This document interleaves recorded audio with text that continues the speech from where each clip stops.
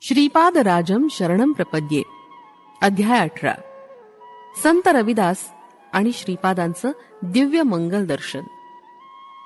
मी त्या ब्राह्मण द्वयासमवेत यथाकाली कुरुगुड्डीस जाऊन पोचलो. अनंत कोटी ब्रह्मांड नायक असलेले, आदी मध्य आणि अंत नसलेले, चतुर्दश भुवनांचा सार्वभौम असे लीलावतारी भगवान श्रीपाद प्रभू कृष्णा नदीत स्नान करून बाहेर येत होते. त्यांच्या दिव्य मंगल स्वरूपाच्या अकस्मात दर्शनानं आम्ही अगदी भारावून गेलो. त्यांच्या नेत्रांमधून अपार प्रेम, करुणा, वात्सल्य ओसांडून वाहत होतं. ते माझ्या जवळ आले. मी भांबावून जाऊन काय करावं हे मला सुचलंच नाही. ते स्वतःच मला नमस्कार करण्यास सांगत होते. मी त्यांना चरणस्पर्श केल्यावर त्यांनी कमंडलूतील पवित्र जल माझ्या अंगावर शिंपडलं. मी दिग्मूढ झालो. ते आपल्या मधुर वाणीनं म्हणाले, बेटा शंकर भट्ट, मी तुझ्यावर प्रसन्न झालोय. त्या मधुर वाणीचं वर्णन मी शब्दात करू शकत नाही. त्यांची वात्सल्यपूर्ण दृष्टी माझ्यावर पडली आणि मी कृतार्थ झालो. समस्त भूतलावरील आपल्या अनंत शक्तीनं विराजमान असणाऱ्या श्रीपादांनी आपला वरदहस्त माझ्या शिरावर ठेवला. माझी कुंडलिनी शक्ती जागृत झाली आणि मला दिसणारी सारी दृश्य सृष्टी अंतर्धान पावल्यासारखी अनुभूती आली. हजार सागर एकदम येऊन मला आलिंगन देत असल्याचा भास झाला. अनंत शक्तीचा विद्युत प्रवाह माझ्या नसानसांमधून वाहत गेल्यासारखा वाटून मोठा दाह झाला. माझे डोळे आपोआप मिटले गेले. नाडी आणि हृदयस्पंदन दोन्ही थोड्या वेळासाठी थांबले होते. माझं मन निर्विकार आणि निश्चल होऊन अनंत शून्यात हरवलं. माझ्या हृदयातील चैतन्य अनंत अशा विश्व चैतन्यात विलीन झाल्यासारखं भासलं. या अवस्थेत मी अत्यंत आनंदात होतो. त्याचं वर्णन शब्दानं करता येणं कठीण आहे. या अत्युच्च आनंदाच्या अवस्थेत माझ्यातून कोट्यान कोटी ब्रह्मांड, सृष्टी, स्थिती, लय पावत आहे असं मला भासमान झालं. मी यापासून भिन्न नाही असा दृढ विश्वास वाटत होता. मीचा लय झाल्यामुळे मी अव्यक्त अशा आनंदात होतो.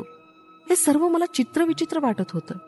तेवढ्यात श्रीपाद प्रभूंनी आपल्या कमंडलूतील जल मोठ्या प्रेमभावानं माझ्यावर प्रोक्षण केलं आणि मी सहज स्थितीत आलो.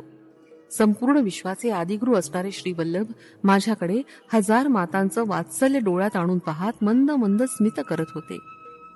यवनांना श्री वल्लभाचं दर्शन.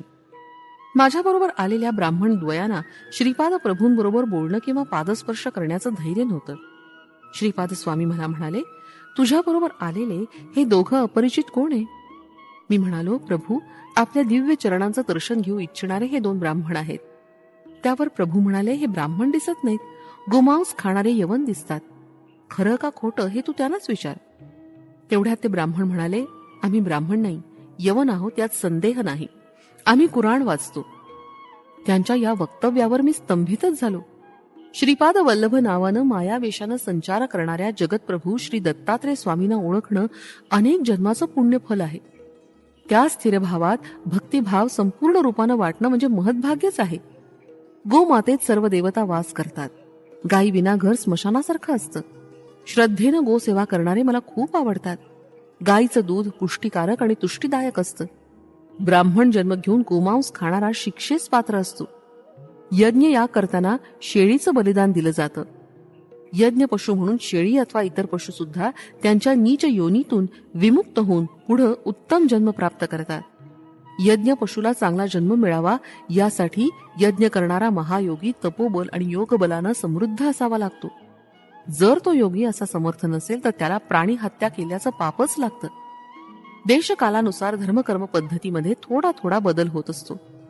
यवन असणाऱ्या तपस्वीनी गोमांस भक्षण केलं तरी परमेश्वरार्पण बुद्धीनं केलेलं कर्म गाय आणि तिच्या संततीस उत्तम जन्मच मिळवून देतं. परंतु असं न केल्यास मात्र महापाप लागतं. म्हणून गोहत्या शास्त्रानुसार महान पाप आहे. कौरव पांडवांच्या युद्धासाठी कोणतं क्षेत्र धर्मक्षेत्र आहे याचा शोध करण्यासाठी अर्जुन आणि श्रीकृष्ण निघाले. त्यांना एका शेतात शेतकरी पाणी देत असलेला दिसला. पाण्याचा प्रवाह अडवण्यासाठी त्याला एका मोठ्या दगडाची आवश्यकता होती. तो अशा दगडाच्या शोधातच होता. इतक्यात त्याचा मुलगा वडिलांना जेवण घेऊन आला. जेवण झाल्यावर पाणी अडवण्यासाठी जेव्हा दगड मिळाला नाही तेव्हा त्यानं आपल्या मुलाचा वध केला आणि त्याचं मृत शरीर दगडाप्रमाणे पाणी अडवण्यासाठी ठेवलं. त्यावेळी शेतकरी आणि त्याचा मुलगा या दोघात मारण्याची क्रिया करताना कोणताही भाव नव्हता. ते दोघं निर्विकार होते. शेत पिकवून सर्वांना आहार द्यावा एवढंच त्या शेतकऱ्यास ज्ञात होतं. तोच त्याचा धर्म होता. शेतकरी फळाची आशा न करता आपलं कर्म अत्यंत श्रद्धाभावानं करत होता. या शेताची जागा श्रीकृष्णानं धर्मक्षेत्र म्हणून निवडली. अरे नाममात्र ब्राह्मणा, गोमांस भक्षण करणं केव्हाही बरोबर नाही. पूर्व पुण्याईनं आणि पूर्व पितृदेवतेंच्या प्रार्थनेनं तसंच माझ्या अपार कारुण्यानं तुम्हाला माझ्या दर्शनाचा लाभ झाला, हेच तुमचं महत्भाग्य समजा. तुम्ही केलेला नमस्कार मी स्वीकारत नाही. तुम्ही मला स्पर्श करू नका. माझ्या कमंडलूतील पाणी तुमच्या अंगावर घालणं शक्य नाही.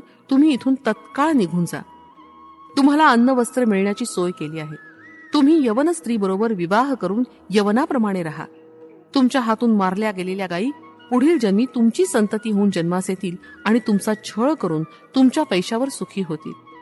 माझ्या दर्शनानं पुनीत झाल्यामुळे काही जन्मांनंतर तुम्ही बडे बाबा आणि अब्दुल बाबा या नावानं ओळखले जाल. महाराष्ट्रातील शिर्डी गावात श्री साईबाबा नावाचे एक महात्मे अवतरित होतील. ते तुमचा उद्धार करतील. हे माझे बोल काळ्या दगडावरील रेषेप्रमाणे आहेत. असं बोलून प्रभूंनी त्यांना जाण्यास सांगितलं. मी आणि श्रीपाद प्रभू दोघच होतो. तेव्हा तिथं रविदास नावाचा एक रजक आला. रविदास श्रीपाद प्रभूंना सारखा प्रणाम करत होता, परंतु प्रभू त्याच्याकडे दुर्लक्ष करत होते. थोड्या वेळानं त्याच्याकडे पाहून श्रीपाद मंद हसले. याचं मला आश्चर्य वाटलं. श्रीपाद वल्लभ स्वामींनी माझ्या कपाळाच्या मध्यभागी जोरात दाब दिला. तेव्हा माझ्या नेत्रचक्षूंसमोर चित्र विचित्र दृश्य दिसलं. श्रीपाद स्वामींचा भक्तांवर अनुग्रह. रविदासाची नाव कृष्णा नदीतून कुरुगड्डीकडे जात होती. त्या नावेत एक वेदशास्त्र पंडित बसले होते. इतर अस्पृश्य जातीच्या लोकांचा स्पर्श होऊ नये म्हणून ते एकटेच त्या नावेत बसून जात होते. ते पंडित रविदासाला म्हणाले, मी महापंडित आहे आणि श्रीपाद श्रीवल्लभ स्वामींकडे जात आहे. त्यांनी मला बोलावलंय, तेच तुला नावेचं भाडं देतील. ते ऐकून रविदासानं होकार दिला. नाव मार्ग आक्रमू लागली. बोलण्याच्या ओघात त्या पंडिताला कळलं की रविदासाला पौराणिक ऐतिहासिक कथेंची काहीच माहिती नाही. तो पंडित म्हणाला, अरे रविदासा, तुला पुराण आणि इतिहासाचं काहीच ज्ञान नाही, म्हणजे तू 3/4 जीवन व्यर्थ घालवलंस.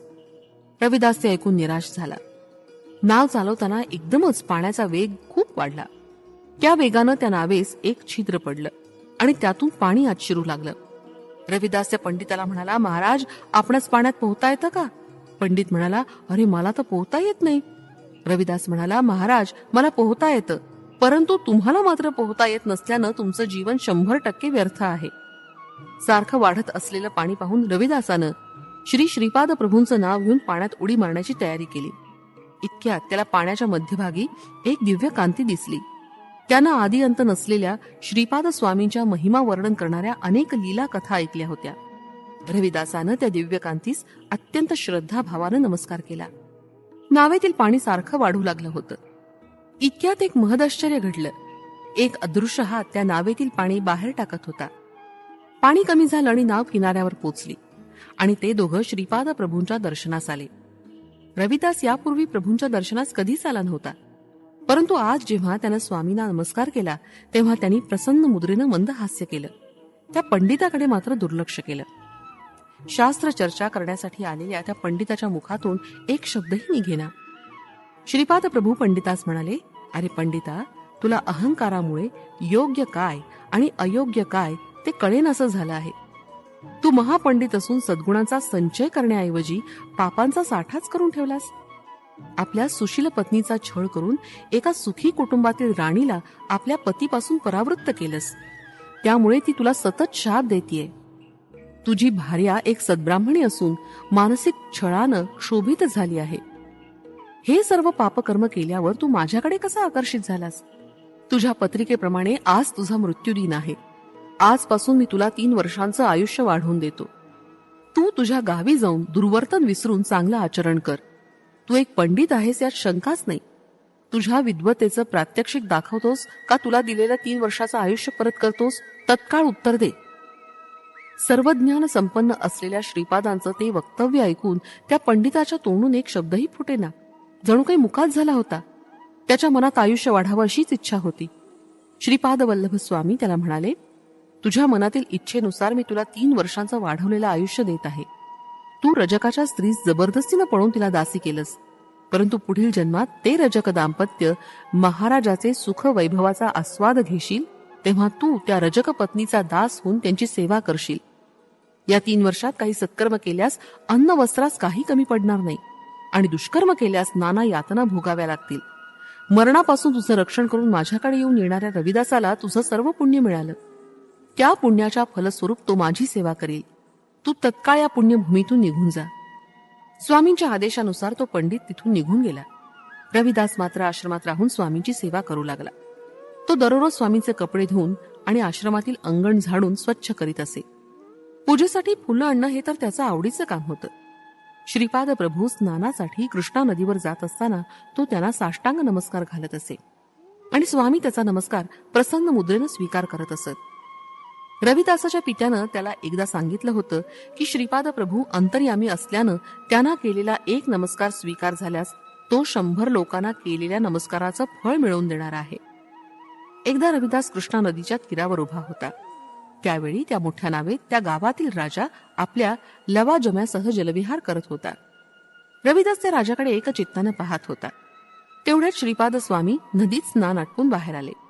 रविदासाचं त्यांच्याकडे लक्षच नव्हतं. स्वामींनी त्याच्या खांद्यावर हात ठेवून प्रेमानं विचारलं, काय पाहत आहेस रे रजका? त्यांच्या मधुरवाणीनं रविदास एकदम गोंधळला आणि स्वतःला सावरीत त्यानं स्वामींना साष्टांग नमस्कार घातला. स्वामी म्हणाले, त्या राजाच्या वैभवाकडे पाहत होतास ना? रविदासानं होकारार्थी मान हलवली. ते पुढे म्हणाले, तुला राजा होण्याची इच्छा आहे ना? तू पुढच्या जन्मी विदुरा नगरीचा म्हणजे सध्याचं बिदर नगरीचा राजा होशील. त्यावेळी मी नरसिंह सरस्वती रूपा तुला दर्शन देईन. तो रजक म्हणाला, प्रभू, मला राजा होण्याची इच्छा आहे, परंतु आपल्या चरणांची सेवा मला सदैव मिळावी. स्वामींनी रविदासाची ही इच्छा पूर्ण केली. तो मृत्यूनंतर यवन कुलात जन्मला आणि यथाकाली तो विदुरा नगरीचा राजा झाला. राज्यवैभव उपभोगून जीवनाच्या उतार वयात त्याला नरसिंह सरस्वती स्वामींचं दर्शन झालं. त्यांच्याच कृपेनं त्यास पूर्वजन्माची आठवण झाली आणि तो नृसिंह सरस्वती स्वामींच्या चरणावर नतमस्तक झाला. त्यानं स्वामींना आपल्या राजधानीत नेऊन मोठा सन्मान केला. खिरीनं भरलेलं अक्षय पात्र. आम्ही सर्वजण बसलो असताना एक तरुण ब्राह्मण तिथं आला. तो दुरून आला असल्यानं त्याचे पाय धुळीनं भरले होते. त्याचं नाव वल्लभेश्वर शर्मा असं होतं. त्याचं गोत्र काश्यप होतं आणि तो अपस्तंभ शाखेचा होता. श्रीपाद प्रभू पिठिकापुरमहून येणाऱ्या भक्तांना आपल्या आत्मीयांची सविस्तर माहिती, त्यांचं क्षेम कुशल विचारित असत. हा सर्वज्ञानी असणारा श्रीपादांचा आवडता छंद होता. वल्लभेश्वर पिठिकापुरमहून आला होता. त्याला स्वामींनी आपल्या नातलगांचे, स्नेहसंबंधितांचं क्षेमकुशल विचारलं. मध्यान्हाची वेळ झाली होती. स्वामींचे शिष्य भिक्षा घेऊन आले होते. इतक्यात काहीतरी घेण्यासाठी स्वामींनी आपला दिव्य हात वर केला आणि एक चांदीचं पात्र हातात घेतलं. त्यात खीर भरलेली होती. तिथं जमलेल्या शिष्यांना खीर वाटून दिली, परंतु ते भांड खिरीनं भरलेलंच राहिलं. श्रीपाद प्रभूंनी शिष्यांनी आणलेली सर्व भिक्षा नदीच्या पाण्यातील जलचरांना देण्याचा आदेश दिला. त्यानुसार रविदास सर्व भिक्षांना घेऊन कृष्णेच्या तीरावर गेला. नदीतील जीवजंतूंना सुद्धा स्वामींचा प्रसाद मिळावा हा त्यांचा संकल्प होता. श्रीपाद श्रीवल्लभ मला वल्लभेश्वराच्या जवळ बसण्यास सांगत होते, परंतु त्याच्याजवळ रविदास बसला होता. माझ्या बाजूस सुब्बण्णा शास्त्री नावाचा एक कानडी ब्राह्मण बसला होता. एक गरीब ब्राह्मण आपल्या मुलीचे लग्नासंबंधी प्रभूंना विचारत होता. प्रभू म्हणाले, मी असताना तुम्हाला काळजी कशाची? जे लोक पापी असतात त्यांनाच भय असतं. प्रभू पुढे म्हणाले, हा वल्लभेश्वर शर्मा तुझा जावई होण्यास अगदी योग्य आहे. सुब्बण्णा शास्त्री त्याला पौरोहित्य शिकवत आहेत. वल्लभेश्वराकडे वळून स्वामी म्हणाले, तुझ्या माता पितरांची अशी इच्छा आहे की त्यांना पिंडदान करावं. श्रद्धाभावानं आणि मंत्रोच्चारासह केलेलं पिंडदान पितरांना पोचतं. पितृदेवतांचा शाप घेणं चांगलं नसतं. गरुड पुराणातील मंत्र उच्चारल्यानंतरच विवाहाच्या मंत्रांचं उच्चारण करावं असं शास्त्रवचन आहे. तसंच विवाह मांगल्यासाठी हळकुंड स्वीकारावं. आज तुम्हाला मिळालेला प्रसाद अत्यंत दुर्लभ आहे. पिठिकापुरमध्ये मल्लादी लोक वेंकटप्पा, श्रेष्ठी महाराज आणि वत्स महाराज नैवेद्यासाठी खीर घेऊन आले. तोच नैवेद्य तुम्हाला प्रसाद म्हणून दिला आहे. ब्रह्मराक्षस महापिशाच्याच्या बाधेनं पीडित असलेल्या लोकांची बाधा या प्रसादानं तत्काळ निवृत्त होते. दारिद्र्य आणि दुःखानं पीडित असलेल्या लोकांना या प्रसादाचा स्वीकार केल्यानं संपदा आणि अभिवृद्धी लाभते. हे दिव्य भाषण ऐकून माझ्या डोळ्यात अश्रू दाटून आले. सद्गदित झालेल्या कंठानं श्री श्रीपाद स्वामी म्हणाले, या 3 वंशांशी माझा ऋणानुबंध कालातीत आहे. त्यांच्या वात्सल्य भक्तीनं मी त्यांच्या अंकित होतो. मला कुठंही जेवण्यास न मिळाल्यास मी सूक्ष्म रूपानं जाऊन तिथं यथेच्छ जेवण करतो. जे कोणी माझी वात्सल्यपूर्ण भावानं सेवा करतात त्यांच्या घरासमोर मी बाल्य रूपातच खेळत असतो. माझ्या पावलांचा सुमधुर आवाज माझ्या भक्तांच्या हृदयात प्रतिध्वनित होतो. रात्रीच्या वेळी कुरुगड्डी गावात माझ्या संमतीशिवाय कोणी राहू शकत नाही. यक्षिणी, ब्रह्मराक्षस, महापिशाच महाआरतीच्या वेळी आक्रोश करतात. मी त्यांची त्या पिशाच योनीतून सुटका करून नवीन देह प्राप्त करून देतो. देवता, गंधर्व, यक्ष, अदृश्य शक्ती यासारखे उच्च पदास पोचलेले जीव माझ्या दर्शनास येतात. महासिद्ध, महायोगी, तपस्वी महापुरुष माझं दर्शन, स्पर्श व संभाषणाचं भाग्य प्राप्त व्हावं अशी इच्छा मनात धरून अनेक कष्ट झेलून माझ्याकडे येतात. तुम्ही आनंदानं नामरूपाला ओलांडून पुढे जाल. ही श्रीपाद प्रभूंची अनुल्लंघनीय आज्ञा होती. आम्ही शेजारी असलेल्या गावी जाऊन पोचलो. त्या कन्येचा पिता स्वतःच्या घरासमोर वधूवरांना बसून सुब्रमण्यम शास्त्रीकडून मंत्र म्हणून घेत होता. शास्त्रींना विवाह संस्काराचे मंत्र येत होते, परंतु अंतिम संस्काराच्या मंत्रांची त्यांना माहिती नव्हती. श्रीपादांचं ध्यान करून सुब्बण्णा ब्राह्मणांच्या स्थानी बसले. त्यांच्या मुखातून आपोआप मंत्र उच्चारण होऊ लागलं. याचं त्यांना स्वतःलाच आश्चर्य वाटलं. याप्रमाणे सर्व मंत्रोच्चारण झाल्यावर त्या वधूवरांचा विवाह संपन्न झाला. कन्येचा पिता निर्धन आणि होणारा पती गरीब असल्यानं त्यानं मंगळसूत्राऐवजी हळकुंड दोऱ्यांनी बांधून वधूच्या गळ्यात घातलं. विवाहासाठी आलेले ब्राह्मण विवाह संप्रदायानुसार न झाल्यानं निंदा करत लग्न मंडपातून निघून गेले. वल्लभेश्वराला आई वडील नव्हते. मुलीची आई, वडील, पुरोहित आणि मी असे 5 लोकच लग्नास उपस्थित होते. विवाहानंतर नवदाम्पत्यासह आम्ही श्रीपाद स्वामींच्या दर्शनासाठी गेलो. श्रीपाद स्वामींनी आम्हाला आशीर्वाद देऊन आनंद व्यक्त केला आणि आम्हास त्यांच्या समवेत थोडा वेळ ध्यानधारणा करण्याची अनुज्ञा केली. मी ध्यानात बसताच माझ्या डोळ्यासमोर वल्लभेश्वराच्या भविष्यात घडणाऱ्या घटनेचं एक एक चित्र येऊ लागलं. वल्लभेश्वर एक व्यापारी झाला होता. त्यांना मिळणाऱ्या नफ्यातून काही भाग वेगळा ठेवून त्याचा उपयोग कुरवपुरी सहस्र ब्राह्मण भोजनास करण्याचा नवस केला होता. परंतु तो संकल्प पूर्ण करण्यास तो विलंब लावत होता. श्रीपाद श्रीवल्लभ कुरवपूर क्षेत्री अंतर्धान पावले. ते गुप्त रूपानं संचार करीत होते. कुरवपूर या क्षेत्री प्रभूंच्या पादुका मात्र होत्या. वल्लभेश्वरानं धन संपादन केलं आणि ते घेऊन तो कुरवपुरी आपला संकल्प पूर्ण करण्यासाठी येण्यास निघाला. मार्गात त्यास 4 चोर यात्रिकांच्या वेशात भेटले. थोडं अंतर बरोबर चालल्यावर त्या चौघांपैकी एका चोरानं वल्लभाचार्यांचा वध केला आणि त्यांच्या जवळील धन घेण्याचा प्रयत्न करू लागला. तितक्यात श्रीपाद प्रभू तिथं त्रिशूलधारी यतीच्या वेशात प्रकट झाले. वल्लभेश्वर चोरानं मारण्यापूर्वी श्रीपाद स्वामींच्या ध्यानात मग्न होता. आपल्या भक्ताचं रक्षण करण्यासाठी प्रभू तत्काळ धावून आले होते. त्यांनी 3 चोरांना आपल्या त्रिशूलानं मारून टाकलं. चौथा चोर अत्यंत केविल मानसपुरात स्वामींना म्हणाला, महाराज मी चोर नाही. दयावंत प्रभूंनी त्या चौथ्या चोरास अभयदान देऊन विभूती दिली आणि म्हणाले, वल्लभेश्वराचं शिर आणून त्याच्या धडास जोडून ठेव. त्याप्रमाणे ठेवताच स्वामींनी त्या मृतदेहाकडे अमृत दृष्टीनं पाहिलं.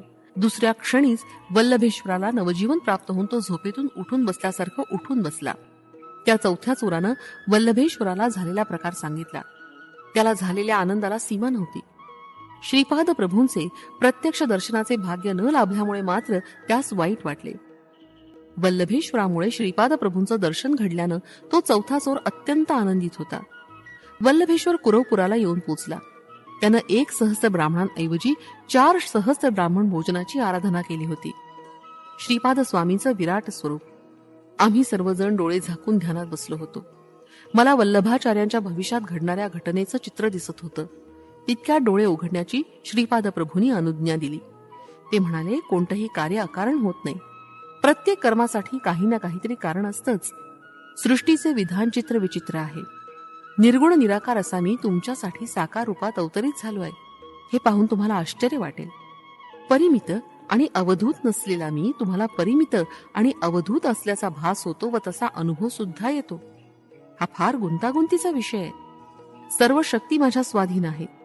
या अनंत कोटी ब्रह्मांडात प्रत्येक अणुरेणूमध्ये मीच भरून राहिलो आहे. अणुरेणूंना एकत्र करून ठेवणारा संकल्प स्वरूप मीच आहे. या अणुअणूला वेगवेगळं करून नूतन सृष्टीची निर्मिती करण्यासाठी जी स्थिती हवी असते त्यासाठी प्रळय काळ साधणारा असा रुद्ररूपही मीच आहे. हे ज्ञान आणि हे अज्ञान याचा तुम्हाला बोध करून सर्व जीवांस अनेक प्रकारची माया करून त्यात सर्वांना बंदिस्त मीच करतो. जेव्हा जेव्हा भक्त आर्ततेनं माझी प्रार्थना करतात आणि मला सहाय्यासाठी बोलवतात तेव्हा तेव्हा मी सहस्त्र बाहूंनी त्यांचं रक्षण करतो. हे माझं अनादि तत्व मीच आहे. प्रत्येक जीवमात्रात व्यापून असलेला मी तोच मी. अशा मी मध्ये असलेल्या शक्तिमत्व, सर्वज्ञता, सर्वांतर्यामित्व तुमच्या दृष्टीला दिसत नसल्यानं तुम्ही भ्रमित होता. याचा तुम्हाला अनुभव येऊन तुम्ही मला व्यक्त स्वरूपात पाहिलं तर आश्चर्य वाटण्यासारखं काही आहे का? परब्रह्म स्वरूप असलेले श्रीपाद प्रभू या प्रकारे समजावून सांगत असताना घंटानाद ऐकू आला. सगळे आश्चर्यकारक मनस्थितीत असताना तो घंटानाद शांत झाला. आम्ही सर्वजण बसलो असताना श्रीपाद प्रभू म्हणाले, श्रीपाद श्रीवल्लभांचा हा अवतार फळ देणारा महान अवतार आहे. माझं नामस्मरण केल्याशिवाय कोणताच अवधूत पूर्ण सिद्धी प्राप्त करू शकत नाही. तसंच महान योगी सुद्धा सिद्धी प्राप्त करण्यासाठी माझं नामस्मरण करतात. हे वल्लभेशा, तुझे आईवडील लवकरच निवर्तले आणि तुझ्या नातेवाईकांनी तुला दुर्मार्गाला लावून तुझी सर्व संपत्ती हिरावून घेऊन तुला भिकारी केलं हे आम्हाला ज्ञात आहे. त्या नातेवाईकांची मुलं सुद्धा तुझ्याशी वैरभावानं वागतात हे आम्ही जाणतो. तुझे ते दुष्ट नातेवाईक पुढील जन्मात चोर बनले. तू धन घेऊन कुरुगड्डीस येत असताना त्या चोरांनी तुझं धन लुटून तुला मारून टाकलं. तू आमचं स्मरण करताच आम्ही तिथं प्रकट होऊन आमच्या त्रिशूलानं 3 चोरांचा वध केला. चौथा चोर आम्हा शरण आला. त्याचा दोषही अत्यंत कमी असल्यानं आम्ही त्याला जीवनदान दिलं. श्रीपाद प्रभूंचं हे वक्तव्य ऐकून वल्लभाच्या पत्नीच्या डोळ्यात पाणी आलं. ते पाहून श्रीपाद प्रभू म्हणाले, हे माते, प्रत्येक स्त्रीमध्ये आम्हास जन्म दिलेल्या अखंड सौभाग्यवती सुमती महाराणीच दिसते. त्या महान मातेच्या कुशीमध्ये नेहमीच आम्ही बालकच असतो. तू दुःखी होऊ नकोस. मी दिलेलं हळकुंड जपून ठेव. तुला या हळकुंडामुळे सदैव सौख्य लाभेल. तू अखंड सौभाग्यवती राहशील. आमचं हे वचन काळ्या दगडावरील रेषेप्रमाणे अटळ आहे. त्याला सृष्टीतील कोणतीच शक्ती बदलू शकत नाही. मला गायत्री मंत्राचा उपदेश करणारे माझे प्रथम गुरु माझे पिताच असून त्यांचं नाव चिरकाळ टिकून राहील. आमच्या पुढच्या अवतारात नरसिंह नावाबरोबर सरस्वती नाव जोडून नृसिंह सरस्वती असं नाव आम्हास लाभणार आहे. आमचे आजोबा बापनाचार्युलू यांचं नाव सुद्धा अजरामर करण्याचा आमचा मानस आहे. नृसिंह सरस्वती अवतारात आमचं रूप आमच्या आजोबांसारखंच असेल. आमचे आजोबा माझे दुसरे गुरु होते. त्यांच्याकडे वेदशास्त्राचा अभ्यास केला. तुम्ही पाहत असलेली ही घंटा एकेकाळी आमच्या आजोबांच्या घरात होती. ती माझ्या संकल्पानं अनेक प्रदेशात फिरून आली आहे. ती भूमीतील भुयारी मार्गानं सुद्धा जात असे. हे शंकर भट्टा, तू रचना करीत असलेल्या तेलुगू भाषेतील श्रीपाद श्रीवल्लभ चरित्रामृतातील 18वा अध्याय इथे संपत आलाय. ती घंटा पिठिकापुरम गावात येऊन पोचली आहे. ही घंटा अनेक आकार घेऊन अनेक आकार बदलून माझ्या संकल्पानुसार पुन्हा इथं आली आहे. आमच्या आजोबांच्या स्वतःच्या घरात माझ्या महासंस्थानाची स्थापना होईल. आमच्या प्रेमाची खूण म्हणून ही जय जय निनाद करणारी घंटा आम्ही पिठिकापुरमला पाठवली आहे. श्रीपाद श्रीवल्लभांचा जय जयकार असो. फलश्रुती, पापकर्मांचा नाश, भाग्यवृद्धी.